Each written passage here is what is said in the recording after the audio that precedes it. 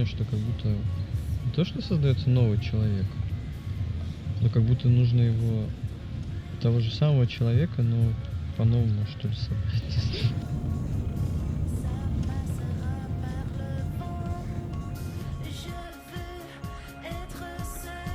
Через 200 метров на светофоре поверните направо. Je ne peux pas me calmer. Laisse-moi t'embêter, c'est la main.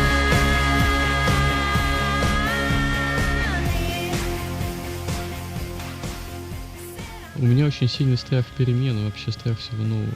Ну, у меня всю жизнь была такая привычка конопатиться, вот самому забиться в щель и как бы вот не отсвечивать. Ты знаешь, я иногда завидую людям, которые там носят татуировки, ну, не знаю, во все лицо.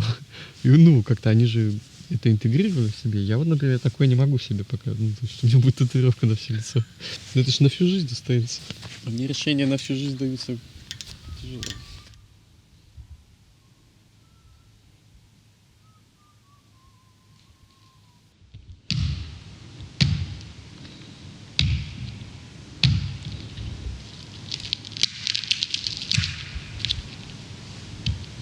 Цель моя — стать спокойным, счастливым человеком.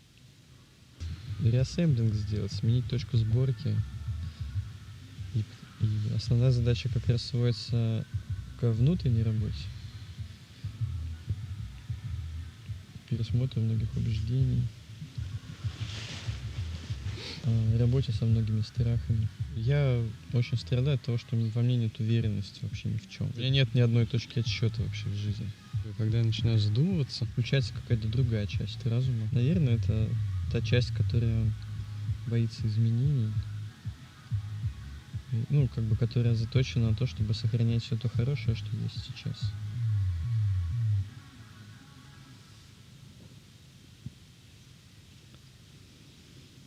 А нету такой части, которая бы говорила: да ладно, пошли, там будет классно, пошли, давай. Хватит ныть, пошли. Такой части нету. Есть только такая.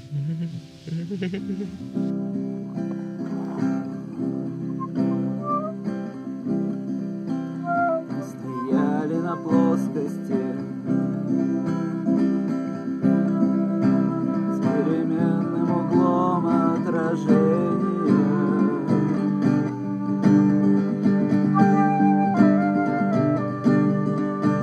Обретая закон, приводящий пейзажи в движение.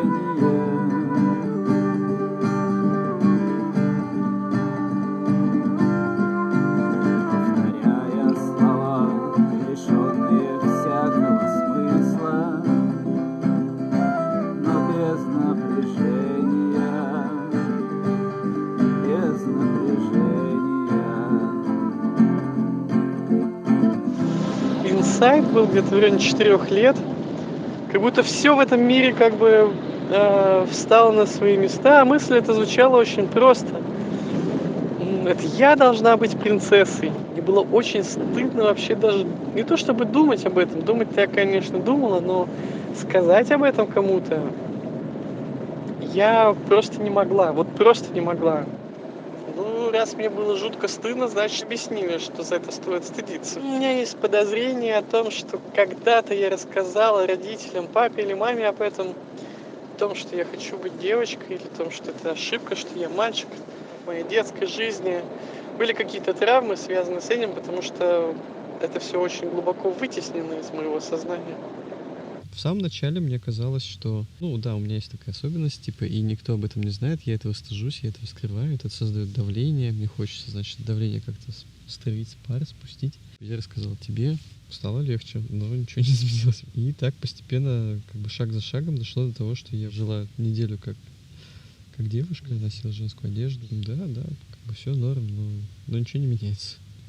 Вот, и единственное, что изменило этого, собственно, да, терапия гормональная. Она изменила именно мозги.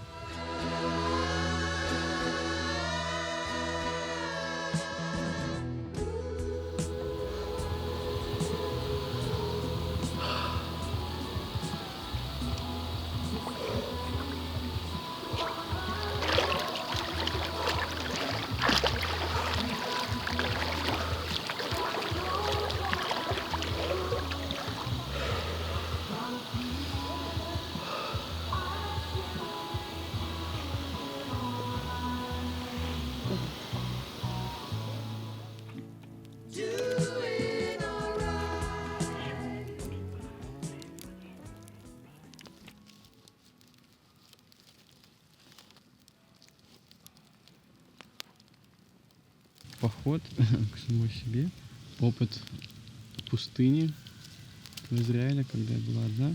Мне хотелось понять, если все убрать, что у меня есть, все, даже связь. То, что есть только я, моя палатка, моя горелка и мой пакет риса, и все. То кто вообще остается в этой компании? И мне показалось, что мне все равно, кто там. Мужчина это или женщина. Это не важно.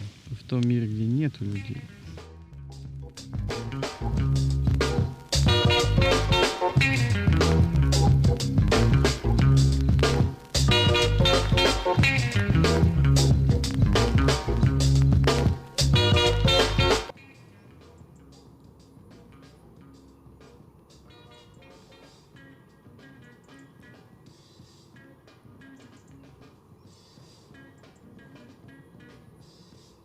Наедине я просто играла в то, что я девочка, или я превращаюсь в девочку.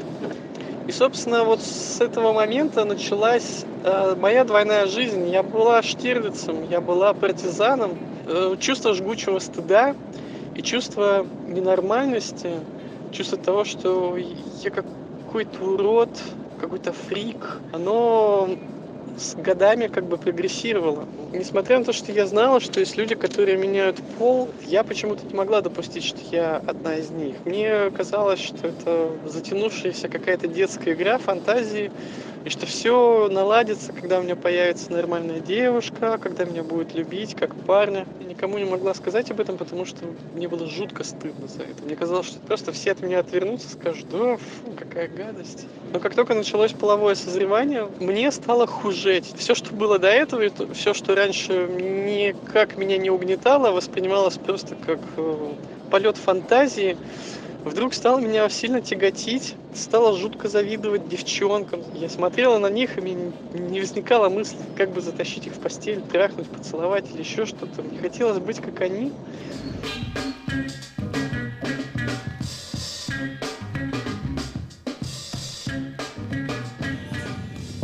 Да, это я. Ты меня не узнал, что ли?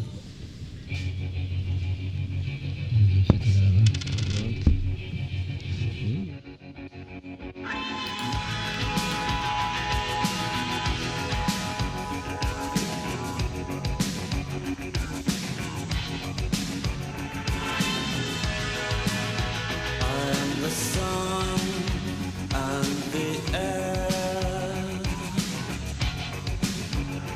All the shyness that is criminally vulgar. I'm sun and air of nothing in particular. Такая концепция из 3 кругов. Should you know, how can you say I go about things the wrong way? I am human and I need to be loved, just like everybody else does.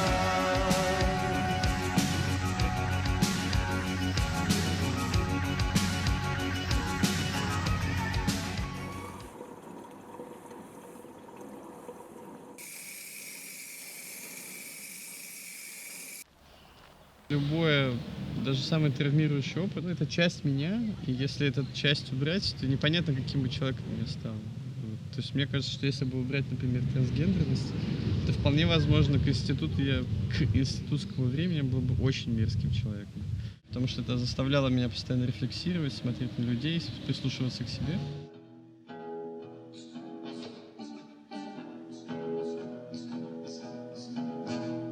Вчера я шел домой, кругом была весна. Его я встретил на углу, и в нем не понял ни хрена. Совсем даже никак. И меня спросил он, быть или не быть, и я сказал: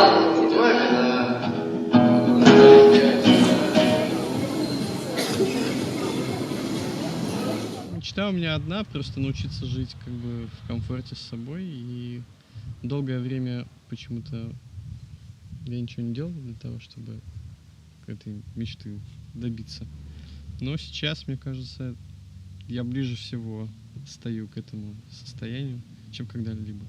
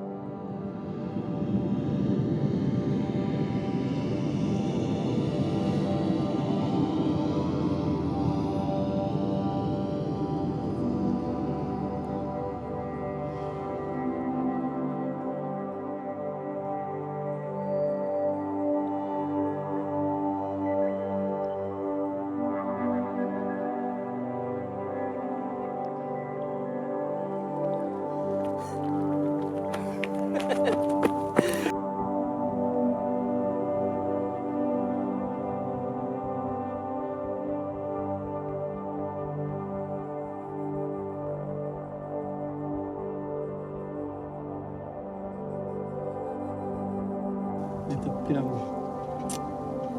то, что нужно.